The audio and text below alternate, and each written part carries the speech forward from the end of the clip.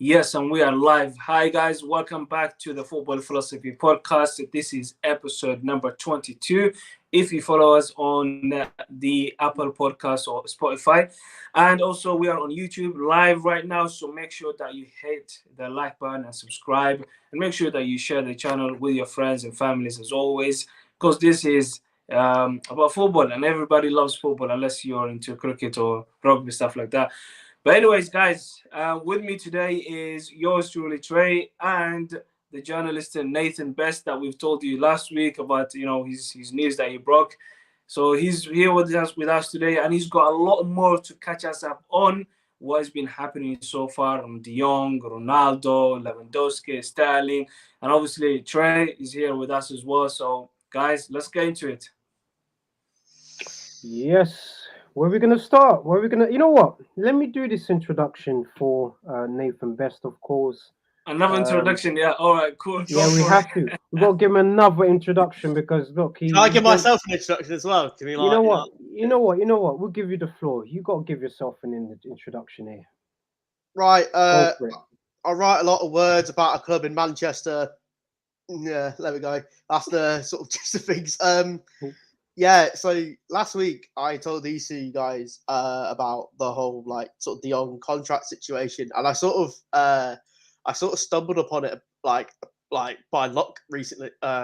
Really, because it was more the fact that I was just researching Wednesday night, just looking into stuff, and I just sort of stumbled a graphic of De Jong's contract, and I told these guys Wednesday night before it got reported in English media on the Thursday morning, and obviously with De Jong at the minute, and we'll go into what's been happening in the past hour or so as well. With De Jong, it's like so at the start of the 1920 season when COVID hit, he got asked to basically defer his wages and take a cut to help with COVID. Which, to be fair, I think that might have happened at a few clubs who were obviously going to struggle in that period. But with Barcelona, they'd obviously had exceeding money spending on wages of like Antoine Griezmann. There was a whole Messi wage situation as well. Yeah. But yeah, they told De Jong to take a pay cut in which he went from 18 million to 3 million, which obviously people would think, oh, but he's still a millionaire, he's still earning a lot of money. That's a big chunk of change. That's like basically going from your average working 1,500 a month to 300 a month. Do you know what I mean? That's a big Yeah. chunk of change to be losing out on. Yeah. Obviously, he'd make like money from like other sponsorship deals, his own ones, what he has personally, as all footballers do. The season after, when we were, when the season was back up and running properly, but we were all playing behind closed doors, his wage went to 9 million euro. So it was just about half of what he usually earns. Now this season, that opens back to normal. His wage has gone up, I believe, to the normal amount what it's supposed to. However, what Barcelona have asked him to do is take a permanent pay cut to make sure they get the signings through, which see like Rafinha, they're in for Koundé, they're in for Lewandowski, they want Aspilicueta as well. Yeah. I said they signed Christensen and Kessie, which we'll get onto in a minute as well. Yeah. De Jong's obviously said no, which is understandable because he's obviously lost out of money for the past 2 seasons, so he doesn't want to take a pay cut. However, the sticking point has been that money owed. So he's owed about 17 million in wages. And now, obviously, Man United have made him their number one target. It's not rocket science. Everyone knows this. Everyone knows Man United have made him their number one target. The problem is De Jong's reluctant to go. However, Barcelona over the past day or so have clearly made it obvious to him that it doesn't matter whether you want to stay. We want you gone. Yeah. Because they need to raise, I believe, they need to raise 40 million in fair play fees to get the likes of Kessie and Christensen through the door and get them registered as players, as well as Rafinha. If they let De Jong go, that frees up 42 million in financial fair play. So they've got not only sort of the money to cover it, they've also got a bit of extra with the 2 million. One more thing as well is that throughout this whole period, the Barcelona chairman, I think, has been trying to save face a lot. by coming out and saying, "Nah, De Jong's not for sale," or De Jong's not available, and this, that, and the other, when it's clear to see that there has been a lot of dubious questions about where Barcelona have been getting their funding from for players. They've sold the rights to future revenues. It was like, okay, but where are those future revenues going to come back in? Because you're going to lose out on that. So it's not like you've actually set yourself up for the future. You're basically borrowing time until you try and sort something out. But I sort of feel for Frankie De Jong, because you go to your dream club, they treat you like this. He has every right not to say I'm not going to take a pay cut, because it's like, he is owed money. But what I will say is that I don't think Man United would have spent 2 or 3 months chasing this player if there wasn't an inkling or a suggestion from the player's agency or him that he wasn't remotely interested. I think this has all come down to the fact that Barcelona owe him that set wage, which is why, you see, a few weeks ago, there was the reports of the deal agreed, wasn't there, around about 54 million, because we said this on the podcast. It's interesting now, the fee's gone up as well. The fee's gone up. And I'm sat there thinking, I reckon United have actually just increased the base fee up to say to Barcelona, like, look, we'll pay some of the deferred wage, so it makes De Jong happy. Then it can maybe convinces him a bit more that United are willing to literally give everything to this guy to join the club. And from what I've been seeing and stuff like that, it might be done this week. Same with Lissandro Martinez and Eriksen. So United might have. It's a long game of poker, but I think United might have just edged it out and put the chips in the bag. So that's the young stuff. Do I leave now? Is that on my own air? No, that was brilliantly done. I love that. Pretty well. Yeah, so one of the things that stood out for me from what you just said now, obviously Trey, you can say as well, what stood out for you from the report that Nathan Best has just given us, is the fact that this is a player who went to his dream club, if you like, the club that he always wanted to play for, the club that he saw himself playing in the next 10, 15 years, becoming a legend.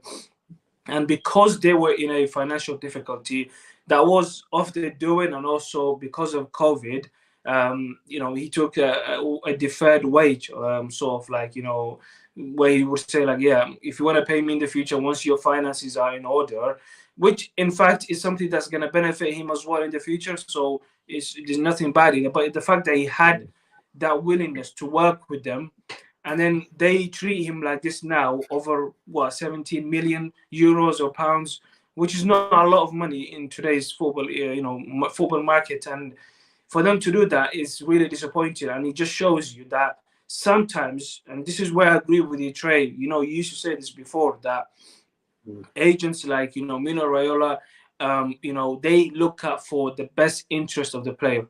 That's what they're there for.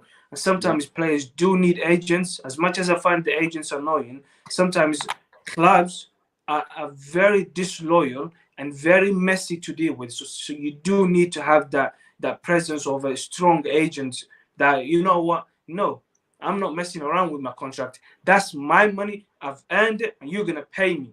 Because what these clubs do is, you give them a hand, they're going to ask for the whole arm.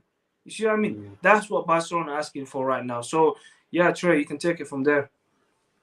Yeah, no, 100%.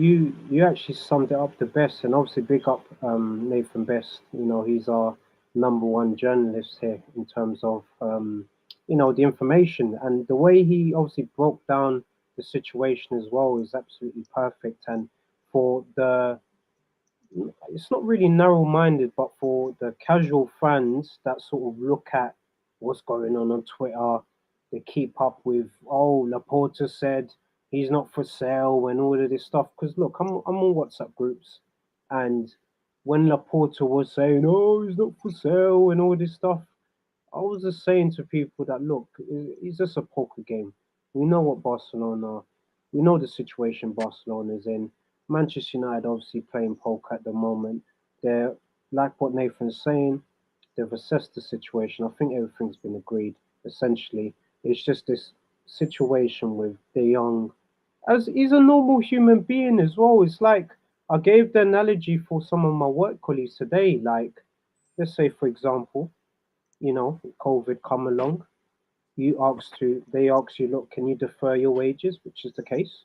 You get an offer from a different place, and look, you're thinking, I need to get the money that I'm owed. So before I leave, you gotta pay me what I'm owed.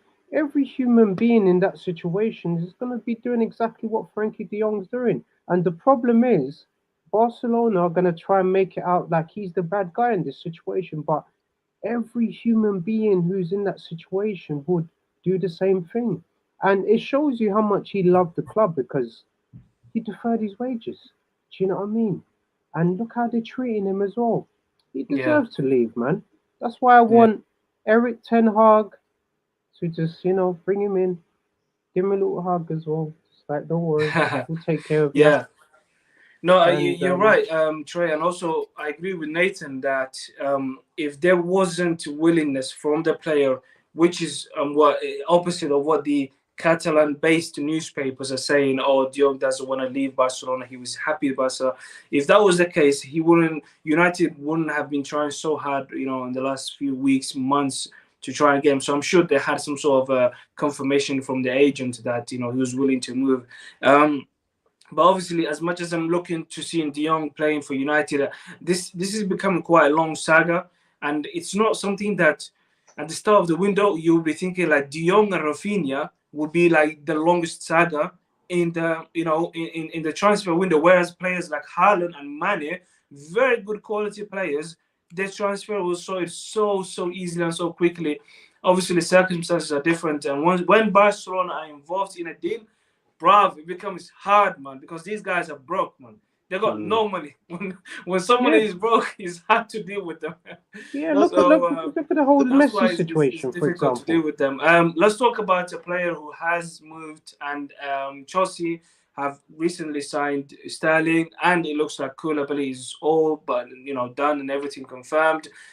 So, guys, what do we make of this? Because it also looks like Ake might join them. Chelsea are looking very, very strong now. Well, I was just going to say one more thing about the Young situation as well. Is Yeah, that what go for doesn't it. help is that there's so many contrasting reports from the Spanish side and the English side and stuff like that. If you like that, what's that publication? It's like Sport or something like that. There's a Spanish publication called Sport. I Is think it it's like Mundial Sports or something like that? no, I think it's literally just called like Sport, but it's with with an accent on the O, so it's like Spanish version Oh, Sport or something like that. Yeah, I know what you're talking about. So Yeah. they literally put out, De Jong is willing to join United. Then 24 hours later, De Jong refuses to join United, and it's like, you can't have one without the other. There's clearly a willingness involved. But on the Chelsea, obviously, their owners come in, and obviously he wants to make a statement, as every owner of a football club does when you join a club, when you buy a club as well, you want to make that statement signing. You know what I mean? And Raheem Sterling is a very, very good signing. I think it was beneficial for all parties, really, because City got a good deal for a guy who's got 1 year left in his contract. yeah, Sterling can go and he can achieve success at Chelsea. He's hitting his prime years as well. He's already achieved a lot in the Premier League. He can go back to London, where he's from as well. It's a bit more of a home environment for him. Yeah, a good deal involved. I think with the way the front three's looking now, it's looking at like Sterling on the left, maybe Havertz down the middle, because they were trying that a lot towards the end of last season. The right hand side, it's like Ziyech could be going to AC Milan, so maybe Hudson-Odoi comes back into the fold. yeah. In terms of Koulibali's done, I think he's on his way to get a medical. And people have been like, oh, but you're signing that Chelsea signing a 31-year-old. It's like, yeah, but he'll be next to a 37-year-old in Thiago Silva, who's, a very, very, very good player. So, and we've seen in football, age isn't really a thing anymore because of how footballers keep themselves, with the fitness regime and stuff like that, because there are 37-year-old footballers that are basically much fitter than any of us. Do you know what I mean? And it's like, because of the way they look after themselves. Ake being an interesting one. Obviously, I think you count towards the the homegrown status as well. You know, for Champions League, obviously he was at Chelsea as a youth product as well, so they might be looking at that. And obviously Ake is a very, very solid defender. They're also looking at Kimpembe as well, because obviously Tuchel knew him from PSG. Yeah. Although Tuchel wants him specifically for Chelsea because he worked with him and he kind of likes him. Yeah. Well, if Kimpembe does turn up, maybe Dalot wants to try to kick the ball at his arm again, you know, and get a penalty against. Other than that, I think they need, realistically, I think they might need someone in that midfield just to have a bit of creativity in there. Because I think like Kante and Kovacic is very sort of like good players, but good for specific. But they still have Mason Mount and Conor Gallagher. I think he's going to stay. Yeah, but I don't see the hype in Mount. I generally don't. I don't. He's a good player, but I don't think like he's as good as what. But don't you think that with Tuchel, much of the creativity is going to come from the wing backs and what the strikers can do with the ball? So pretty much Mason Mount and Conor Gallagher are just going to have to be in the right position, in the right place, try and find a pass here and there, finish. And it's like they got the easiest job and just try to help the two defensive midfielders like Kante or Kovacic or Jorginho, whoever that's playing. And they still have Jorginho, who's a quality midfielder. So, okay, they still, let's say that's their team, that's their summer done. Kimpembe or Ake, one of them, Koulibally, Sterling. Does that make them title challenges, Troy? Can you see them challenging City or Liverpool just with that team? And obviously a fit Reece James and a fit Ben Chilwell. Let me counter that question to you. So remember back in the days when, let's say, Liverpool, forget back in the days. We're going to now, because a lot of people don't like history. So let's keep it present now. If Liverpool were in for Sterling, for example, would City sell to their direct rivals, Liverpool? Yeah. Would they? I'm asking No, I you don't the question. think so. They wouldn't sell to their direct rivals. However, doesn't that give you an indication of the? No, I don't think so. No. For me personally, I think, because let's be honest. Like look, Sterling has got a good record in the Premier League. You know, he's improved massively under Pep Guardiola. I'll take that. But in terms of Haaland coming in, Grealish being there and Foden being there, Sterling wasn't going to start in this team. So I feel that them selling Sterling to Chelsea means that they don't really see Chelsea as much of a big threat here. Because let's be honest, because Man United, for example, when we was on top, for example, we're not selling to our direct rivals in England because these players could potentially. We were selling to Arsenal. John O'Shea. What's the Sylvester? I think was his name, the French guy we used to give them, and Danny Welbeck. Exactly, and history's repeated itself. The same things happen. Jesus is obviously gone to. Yeah. I mean, Danny Welbeck's got more league titles than Steven Gerrard, so it's fine. So carry on. Yeah. Well, Tom Koulibally has. Tom Koulibally as well. But look, for me, what I'm trying to say is, Chelsea are not going to be a threat to Manchester City. They're not going to be trying. Okay, but let's think about this though. Let's think about it logically. Yeah. We're talking about a team that's won the Champions League just the season before this. Like, think about it. And on top of that, they're getting Koulibally, a born leader, natural leader, with Thiago Silva. And we're talking about, maybe a fit Kante, a fit Reece James, a fit Chilwell. Come on, this team has to be at least challenging. No, but for me, it's like, honestly, I'm keeping it 100 here. It's great that Koulibally is obviously going to be joining Chelsea and he's going to have. Okay, what would make them a title challenger for like City or Liverpool? What would take them closer to that level? Maybe an out-and-out number 9, because I think Chelsea historically, if you look at when they've won league titles, right? So like Drogba, Diego Costa, for example. I think that the point of like, do City regard Chelsea as like title contenders? I think I think if anything, it just paints the whole like the extent of what City have to their disposal, rather than like actually making Chelsea title. Like, thing is, Chelsea can compete. It's not out of the realms of possibility. It's just that over the last few years, there's been no one to breach that Liverpool, City 2.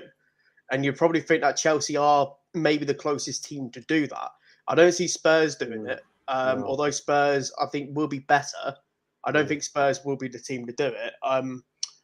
But if you look at, say, like But City, why wouldn't City saw Gabriel Jesus be the last team? time, like, what is stopping Tottenham from being that team? Is it because that they don't have enough good defenders and maybe they're lacking a world-class goalkeeper in there? Yeah, because let me answer that question. So this season now it's going to be a different season for them, because remember last season they weren't really.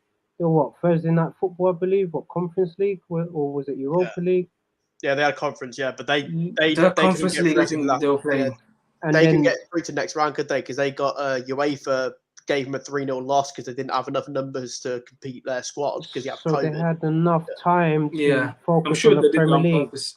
Now that they're going to be playing Champions League football and that being added onto their fixture list as well, that in itself can play a big part in terms of how well Premier League team does. You have to get used to it. Like let's be honest, the top teams like the Cities, the Liverpools. We can obviously put Chelsea in that discussion because they're constantly in the Champions League.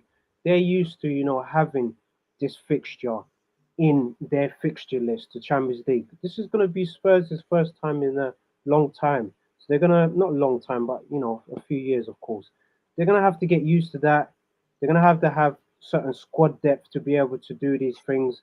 And I just think that for them this season, for them to just maintain that position in top 4, that for me is a target for them, and looking ahead in terms of challenging the likes of Liverpool and City. Them two in their own league right now. Think of Liverpool and City like back in the days when it was Man United and Arsenal. It's that same level in terms of dominance. Right, but then this is the thing. When United and Arsenal were competing at the top, and Mourinho came out of nowhere and basically put them both aside, won the back-to-back league titles, and then United came back on top, and Arsenal were never to be seen again challenging for any league title until they challenged Leicester City, and that they couldn't even do it.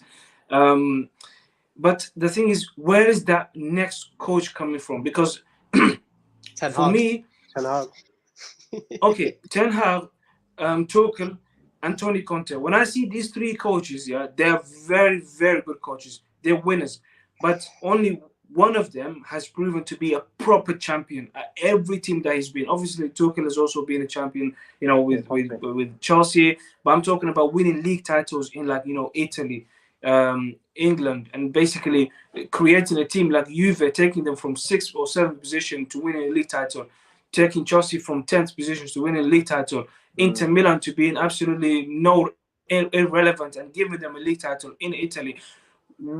Antonio Conte, for me, I honestly believe, this is why I believe it, if he had signed Koulibally and maybe one class goalkeeper, maybe like let's say Donnarumma, I'm just talking about fantasy land here, Donnarumma and Koulibally, I honestly believe that this season they would be challenging for the league title. And the only thing that's missing from Tottenham is nothing to do with wing backs.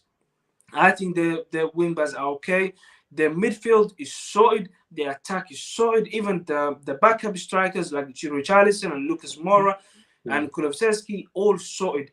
But where they fall short for me is that defensive options that they have, the goalkeeper. But obviously with Antonio Conte, I will never ever rule him out because he is a fighter. He never gives up. He's got that grit. So I believe that in order for us to see someone challenging these guys, basically taking them to the wire, you need a coach who's a phenomenal manager, someone who's relentless, someone like Mourinho. And I honestly believe that Antonio Conte is the closest to 2003 Mourinho out of Tuchel and Ten Hag. But let me tell you this, I agree with you completely. Like, you're 100% right in terms of what Conte brings, his intensity, his grit, his championship pedigree, I agree with you completely. But when you think about Spurs, it's not more or less the players and the type of football they play. It's the mentality. That's not going to But be that's what he's built there to overnight. change. Yeah, That's what he's but there to change. it's not going to change in 1 year. This is a process that can happen 2 to 3 years. It could, Yeah, you know what I mean? it could take But it I'm could saying take until for it could take them until next season. Yeah, it could take them until yeah, next season. So that's why I said when you asked me the question in terms of who can challenge this season, I think Liverpool City they're in their own league right now. I don't see yeah. any sort of team breaking But into that's the that top disappointing thing, two. you because what you want is you want a competitive league title. You want to see, you remember the year that Leicester won the league title. It was Mm, madness. You didn't mm, know who was top 1 week. The next mm. week was someone else. One time it looked like Tottenham were actually going to win it, and then they actually finished third in a two horse race title. And you just think like, how did that happen? So yeah, Nathan, go on. But the thing is, like the whole thing about the league, it need like Liverpool and City are in their own league compared to everyone else. They are like, and people will praise sort of Pep and Klopp for doing what they're doing. Yeah, like fair enough, they deserve all the praise in the world.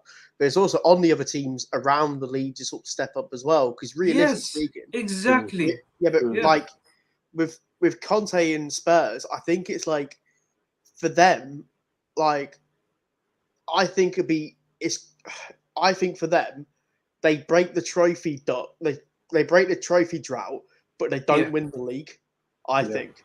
I think for Spurs, it's a lot like breeding a mentality and stuff like that. As soon as that one trophy falls, yeah. it could be the catalyst for because say like City back in the day. I know City is different circumstances because they had the money, they were always going to win and whatnot. But as soon as that Mm. one FA Cup came, it sort of it started just going and going and going and going. The It's same like thing for if you look at Chelsea. They started with a league title with was that the Carling Cup at the time it was called, yeah. and Mourinho started with that. He took it serious. Well, at the time where Mourinho, I mean Wenger and Alex Ferguson never really took that trophy as a serious trophy. So you're right. They need that first Well, trophy. Fergie back in the day, he had the FA Cup, then it followed by the European Cup Winners' Cup, then it Mm. followed the league, and then it literally just went as overdrive from there. Mm. Wenger, I think was it his first one just the league? He did a league Yeah. and cup double, didn't he? He's Yeah, done he the done the double. double. As He soon done the as he double came in, straight he's away. done the double. Yeah. Double. Done the double. But like sometimes you just need the one trophy to kickstart. It's like when Mourinho was at Spurs, he got to a League Cup final, but they got sacked. It's like yeah, okay, Mm. you weren't in a good position league-wise, but it's like in a cup final, you don't ever write off Jose Mourinho because Jose Mourinho is literally the king of cup finals. I Yeah. don't think. I think the last cup final we actually lost was it Chelsea United 2018? It was the FA Cup final. Yeah, where Yeah, Phil to Jones, a penalty from Hazard, right? yeah, with Phil Jones hacked down Hazard because Yeah, Phil Jose Jones. I don't decided. know why he's Oh still yeah, playing yeah, football. yeah, Yeah, yeah. but I don't think like the league it will be the top two. However, like I think the team to sort of push because there was a point last season though where Chelsea were sort of touted as potential. They were sort of competing Yeah, until it was I the think first few things sort of weeks. I think things behind the scenes sort of affected him a bit of the whole like Lukaku situation and stuff like I that. And mean, you can never have that at a club. So Mm. yeah, no. What happened with Chelsea was even before the Lukaku shenanigan and all of that, it was that the fact that Reece James and Ben Chilwell both got injured, and that was the Oh engine. The yes, two main yeah. engines got injured, so the whole bus, collapsed, and there was nothing. Kante was also injury prone last season, so they were in a very good position. Like I was actually rooting for them because for once, I just wanted to support not City because Liverpool will win the league. See what I mean? Like I wanted City to win last season just so that Liverpool do not win the league title, and I Mm. don't want to hate that feeling. You know what I mean? I wanna see a London team winning it, and I don't want to see Man City winning. I don't want to see Liverpool winning. So I'd rather see a team from London winning it. You see what I mean? So For West Ham. yeah, I mean West Ham, David Moyes. Why not? Why not? Proving United wrong after all of these years. go on Brentford, go on Bees, go on. Love it, love Brentford, it. yeah. Let's bring one I of mean, them even on. Fulham. Why not? Why not Okay, Fulham, let's man? just move on quickly to the last point of this podcast, which is Lisandro Martinez. What's the update on that guy? What's happening with him? Go on, It's done. bestie. I mean, it's done. Yeah, I mean, so yesterday when the chief exec Richard Arnold and John Murta, they were in Barcelona yesterday, hammering out the trying to get De Jong over the line. They flew out to Amsterdam when they were finished there, and they literally got the deal done straight away. Initially, during the window. Are they a team then? They work. They do business together, yeah. Who, Murta and Arnold? Yeah, because here's the thing. That's why with the whole De Jong stuff, I found it sort of strange that that both Arnold and Murta was, because Murta's obviously the director of football, so he's technically the one in charge of the transfers. Arnold, if you watch the videos, with the leaked stuff when people were video recording him, he was literally like, saying, "Oh, do you want me to sign the players? Like, I shouldn't be signing the players," sort of thing. So I found it a bit I found it a bit interesting when he went over there. But so they went to Amsterdam. They hammered out a deal. Originally, Ajax wanted so throughout the whole summer they wanted 50 million euros. United put in a bid literally on 50 million euros. Then Ajax basically went, "Oh no, we want 60 million euros," and stuff like that. And obviously, the whole shenanigan went through. But from what I'm sort of seeing, Van der Sar is the one who brokered the deal between, because obviously Van der Sar's got a good relationship between Ajax and United, and obviously got a relationship with United in general. And also, the player himself is pushing for the move. He's forcing Ajax. Yeah, he turned down Arsenal as well 3 times. He wanted United. Yeah, so that's pretty much done. It'll probably get announced tomorrow, to be honest. So United summer is looking like hopefully De Jong, Eriksen, Lisandro Martinez, and Malacia. So yeah, I don't think that's the end of the window though. But who can you see coming in though? Because that's what I want to know. I think he's going to look to ship off one of the right backs. Now you're talking my language. I think he's going to look at it and go, I think Dallow's fine in the way he wants to play.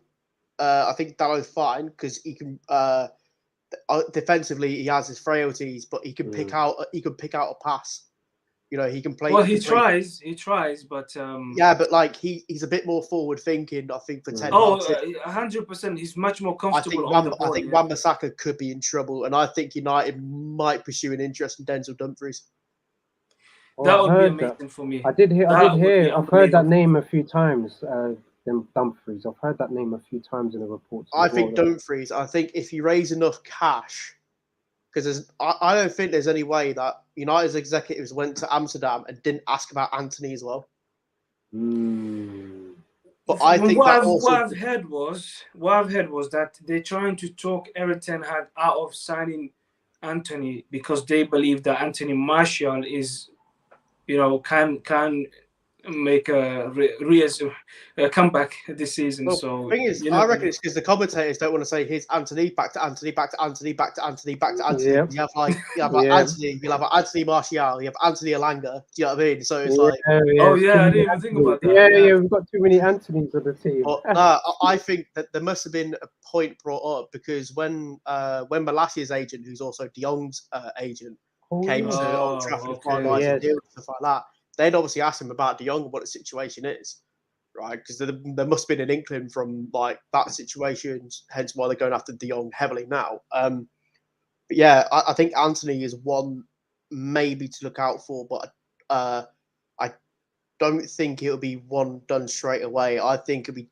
based on player sales because I know they're trying to get rid of Phil Jones. God bless him. They're trying to get rid of Wan-Bissaka. In which, to be fair, Wan-Bissaka, you could probably get about 25-30 million for if you really, really negotiate hard. So you're taking a 20 million loss, but you're getting 30 million. So it's like, okay, that's 30 million there. I've also heard something about Tuanzebe as well. Is there reports about him as well? Bournemouth, apparently, because Tanganga turned Bournemouth down, so they're looking at Tuanzebe.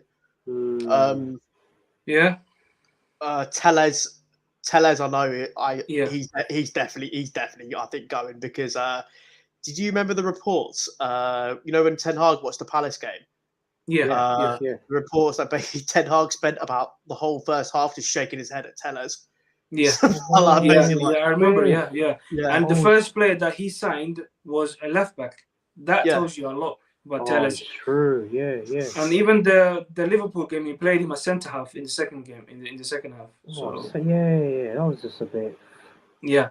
So yeah, United summer. Yeah, you think that it's not gonna be done? Just that those four players.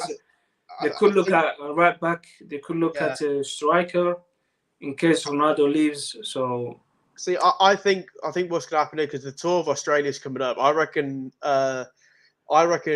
Ronaldo, Martinez, and Ericsson will all be on that tour.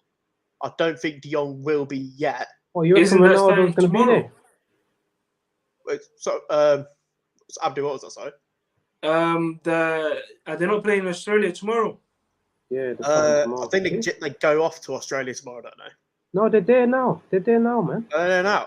Yeah, Yeah, man. there's They've a had the match press tomorrow. conference. They're playing Guess Victory. who United are playing tomorrow against? Yeah, Nani. Victory. I know they're playing Melbourne Victory, but I said they're there Yeah. for a couple of other games as well. I think they'll. I think Martinez, Ericsson, and Ronaldo might join them up on that tour because I think Ronaldo.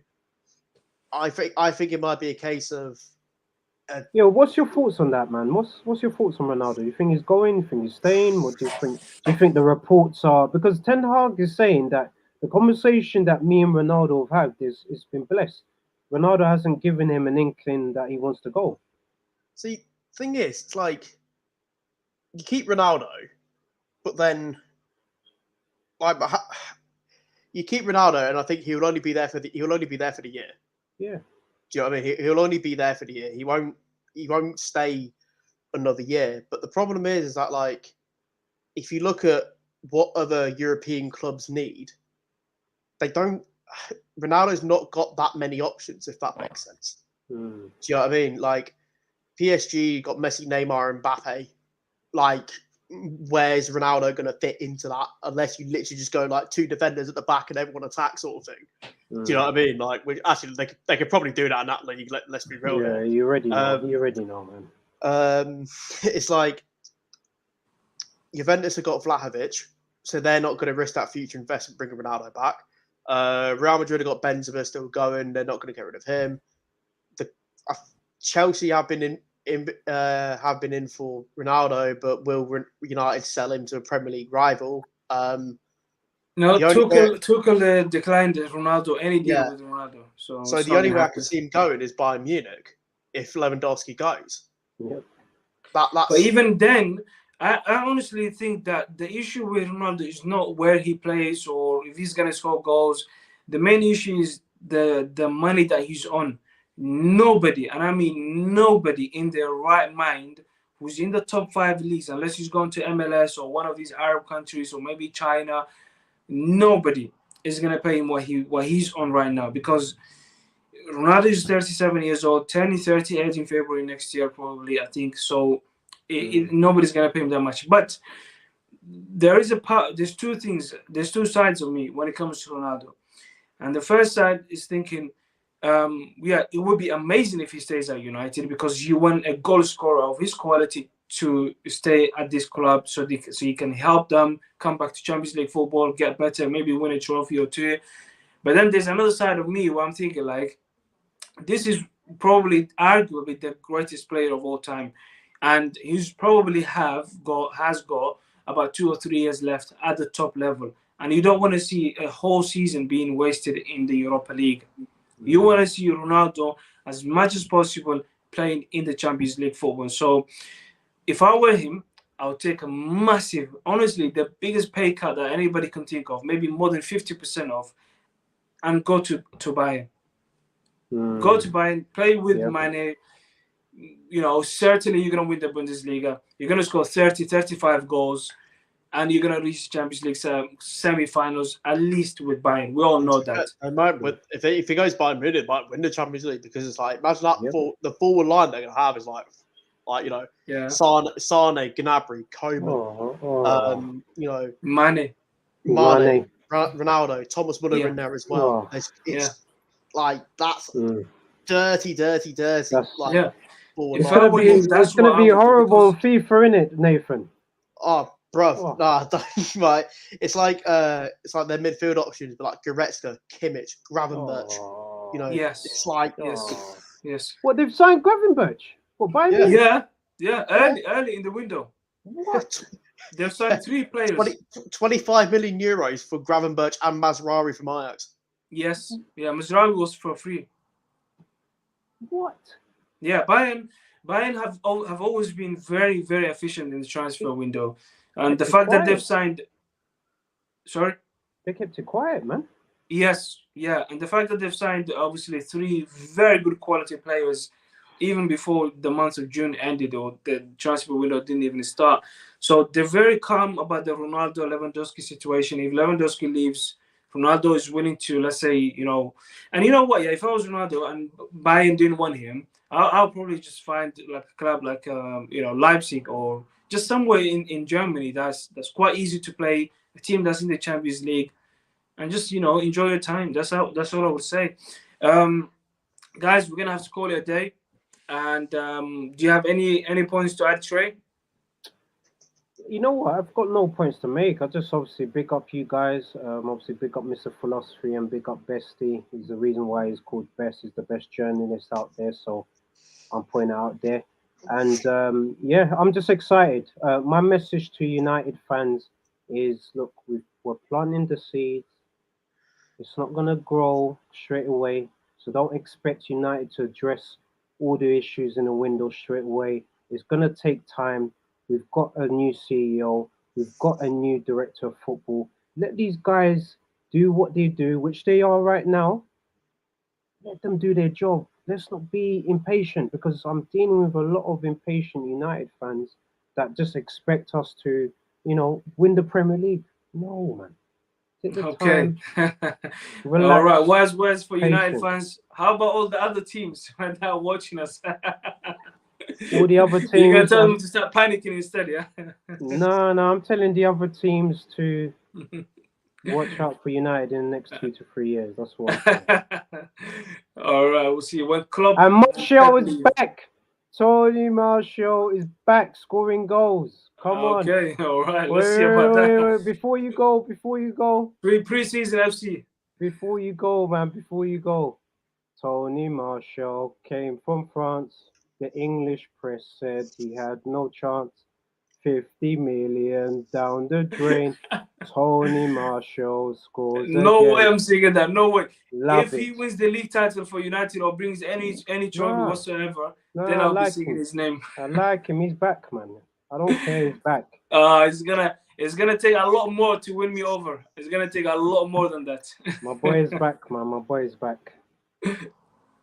All right, guys. That's it. We're gonna call it a day. Big up. Anybody who's got a comment, let us know what you guys think about the podcast. And we're going to be back next week. And hopefully by then, there will be a lot more transfer moves happening. It's going to be a very, very busy transfer window. And we're going to be here analyzing everything and scrutinizing and making sure that everything fits where it's supposed to be. All right, guys. So take care.